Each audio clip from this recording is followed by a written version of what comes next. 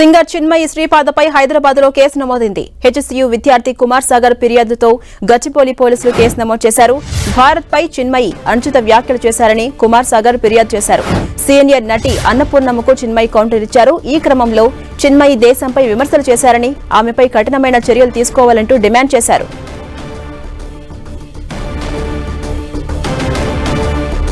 ఇదే అంశంపై మరింత సమాచారం మా ప్రతినిధి కిరణ్ అందిస్తారు. కిరణ్, చిన్మయి శ్రీపాదపై హైదరాబాద్ లో కేసు నమోదైంది, అప్డేట్స్ ఏంటి కిరణ్?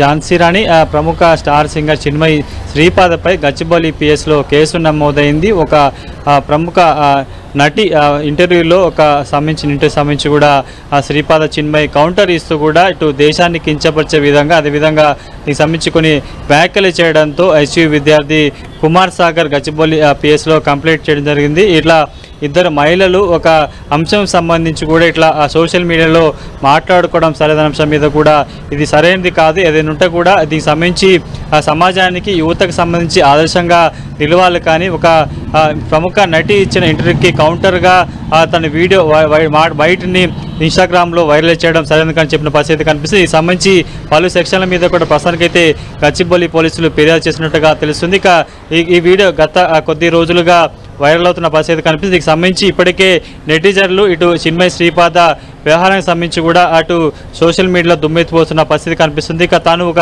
సామాజిక బాధ్యత ఉన్న వ్యక్తిగా, భారతదేశంలో ఉన్న వ్యక్తిగా తాను ఈ చిన్మయి చేసిన వ్యాఖ్యలను ఖండిస్తూ ఆ మీద కఠిన చర్యలు తీసుకోవాలంటూ కూడా గచ్చిబౌలి పిఎస్లో ఆ యువతి మీద, ఆ సింగర్ మీద ఫిర్యాదు చేసినట్టుగా కుమార్ సాగర్ తన ఫిర్యాదులో పేర్కొనడం జరిగింది. ఝాన్సీ రాణి.